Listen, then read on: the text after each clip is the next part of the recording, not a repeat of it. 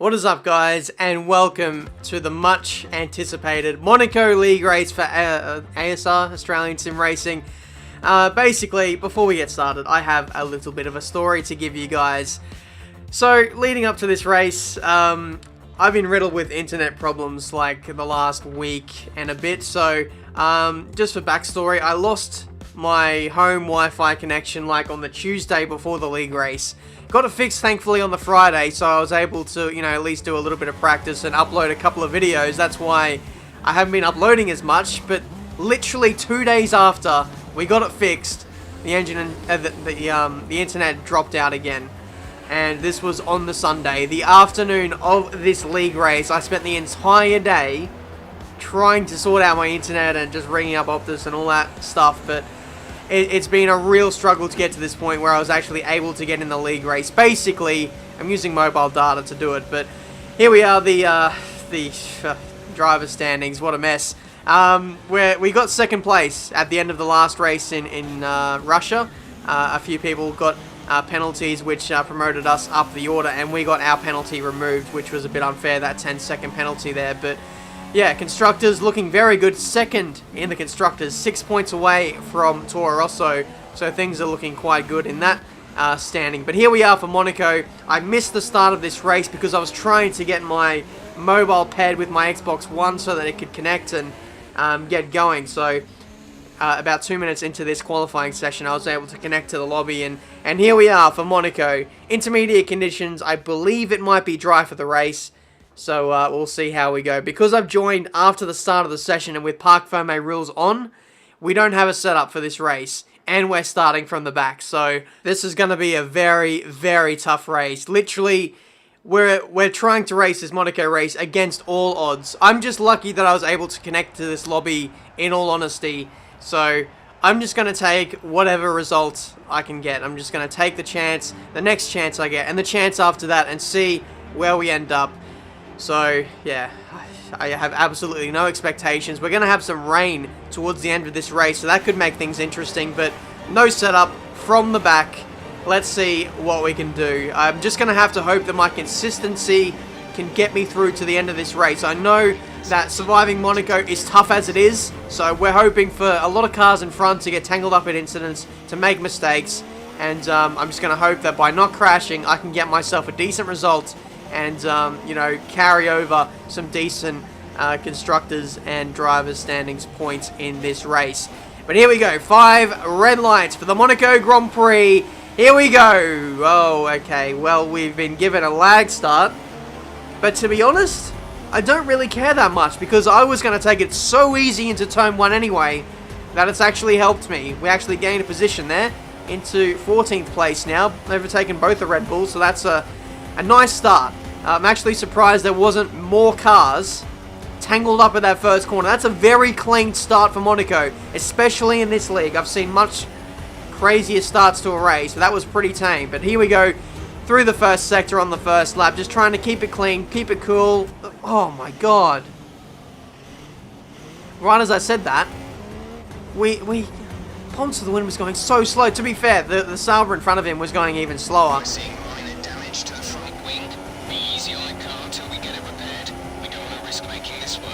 How many times in this championship are we going to get tangled up in such a minor incident that costs us front wing damage? It's so frustrating because we're trying to drive cautiously, but the cars in front are going so slow.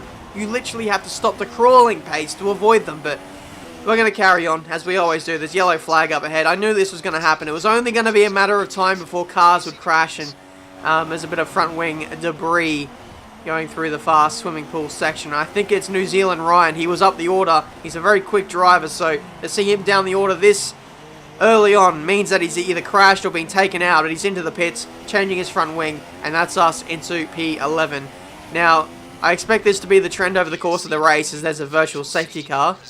Somebody's left or retired, so no full course caution. If there was, I would have contemplated going into the pits, changing the front wing, but we're going to carry on. I value track position too much to give it up at this early stage.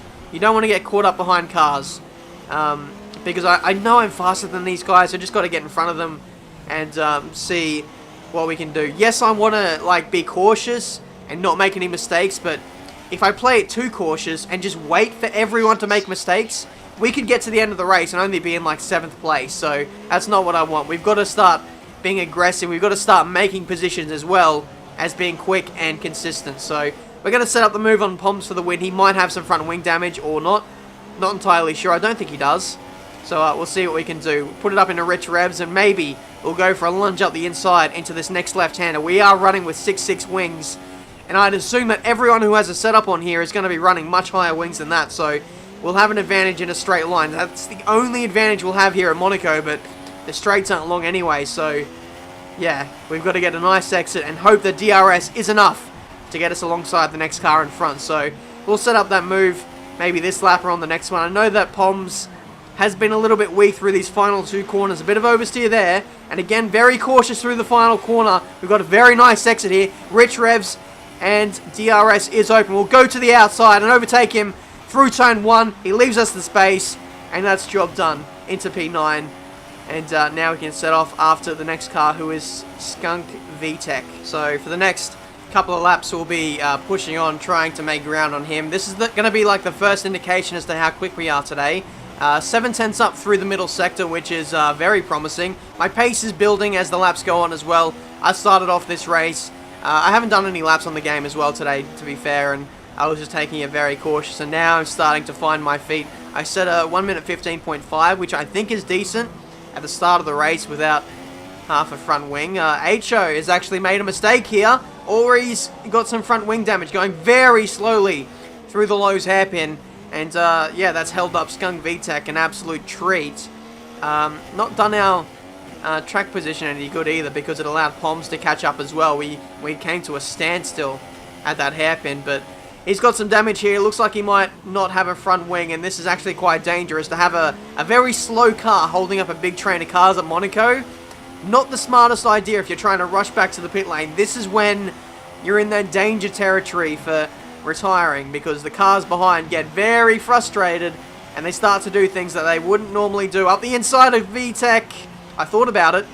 If there was no car in front of him, I definitely would have gone for that move, but I knew that by going for that move, that would have been a bit suicidal, so we backed out of that one, and we hold on to position 8 as Icho pulls into the pits. So lap 8 here, following Skunk VTech again. He looks a little bit slower than us, so we're hoping to make a similar move on him. And if we can get in front of him, look at the air gap that we've got on the track. There's a huge gap from position 7 to P6. Around the outside, through Rascats.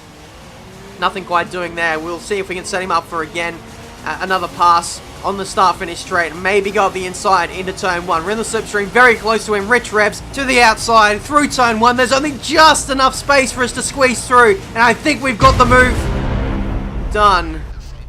We're out. Are you okay? That was a big one. Confirm you're okay, please. And one more, we make it a trick shot. Are you joking? Right when we were starting to make our way through the field, that happens. I just could not believe it. I was in complete shock that it actually happened. Don't know whether that was lag or whether he's just oversteered and turned into my path. My car went cartwheeling into the buildings of Monaco. I've never seen that before, but I decided, for the sake of the video, I'd keep watching and see how the race would progress, because I think you guys are quite interested in this league anyway, so I thought I'd do that. Not long later, there was a safety car that was deployed. It wasn't because of me, so that would have been our saving grace. About halfway through the race, to put on the super soft tyres and change the front wing. The funny thing is, the first 5 cars were past the pit lane, and they weren't able to dive in to change their tyres. So I think in the realms of the area that I was in, I would have had time to react, get the new tyres on, and rejoin right behind those guys. That's why I was even doubly annoyed that that crash happened, because yeah, it's just my confidence was building and my pace was actually pretty comparable to the leaders once I got some clean laps in. But as you can see here, after the safety car, we've got our teammate in 3rd place, Desi Amy, the guy who is running away with the championship at the moment, running away with this race as well as the intermediate conditions start to hit the racetrack a little earlier than what we anticipated on the race prediction. We were thinking it was going to come with about 3 or 4 laps to go. It's come much earlier than that. Lap 28, is it? So, yeah, the guys who are still out there are going to get a pretty decent run out there on intermediate tyres. Now, in the game chat right here, I was hearing that our race leader, Zeziami, was having some issues. He was driving a little bit slowly. You can see a Toro Rosso off in the distance there. And I believe that is Zeziami. He has just relinquished the lead to my teammate, Quicksilver. So, whatever issue he has at the moment, it is pretty substantial because he's going really slowly. Let's see on the onboard. Yeah, he's lost his front wing. So he's going to come in again, change that front wing, and be a pit stop down in this race with 5 laps to go. Unbelievable, because Zeziami, or Jake as his real name is, been leading the entire race. You'd be gutted to throw away a race victory like that with such a short amount of time to go in this Grand Prix. But what he does have on his side is much fresher tyres. He has the pace as well, so he could potentially chase down the top 2 here in this race. That's the battle for second place, as Jake has already caught up to the back of, I think that's Fitcho. They were getting tangled up in the run into the final corner there, so thankfully for both of them, no front wing damage has been lost. But at the same time, you don't want to be losing that amount of time to the race leader with only a short amount of time in this race to go. Only 2 laps. I think they could probably throw away that fight for first place. I don't think that's going to be on the cards today, but these guys are going to be really determined to make sure that they finish in second place. Fitcho, he might not have the same pace that Jake does, but he definitely has the consistency and the track position to match. So this is going to be a pretty enthralling battle for these final 2 laps of this Monaco Grand Prix. Again, Fitcho looks very weak through the final 2 corners, and Jake at the same time is just really impatient. He keeps getting on the throttle too early and costs himself a lot of exit speed, and yeah, it's just preventing any opportunities from being made. But through the middle sector now, and it looks very, very close. Maybe a dive. Not quite. He didn't want to fancy it into the Laycom corner, but again, he looks so close. He could even go for a dive into the hairpin, but yeah, he just doesn't want to risk it, especially in the championship position that he's in at the moment. Again, very close to Fitcho as we go through the 3rd sector. Can he get a nice exit here? He doesn't really take much bravery with the curbs there. Can he go up the inside into Raskas? Not quite. He's setting him up for the final corner, though. They're both sliding all over the place, and Zeziami has bottled it on the last corner. I know how you feel, pal. That is all over Red Rover, and he's actually fallen off the podium too. Wow. What a turn of events for Jake. He's gone from leading this race the entire first 30 laps to then fall off the podium at the final hurdle, and that is the Monaco Grand Prix. Hopefully you guys have enjoyed, even though I spent the majority of the race not being part of it.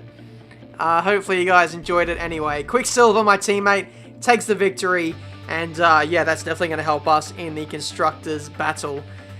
But yeah, it's just, I couldn't believe the race and how that turned out. Like, that move around the outside on VTEC, it was a really good move. It was really shaping up well. Just as I was going to pull away, he either lags, desyncs, or gets some oversteer, puts us in the wall, and we enjoy the rest of the afternoon in the building. So yeah, what can you do? Got to bounce back well in the next few races. We're losing a lot of points in the championship now, so we need some wins, and we need them now.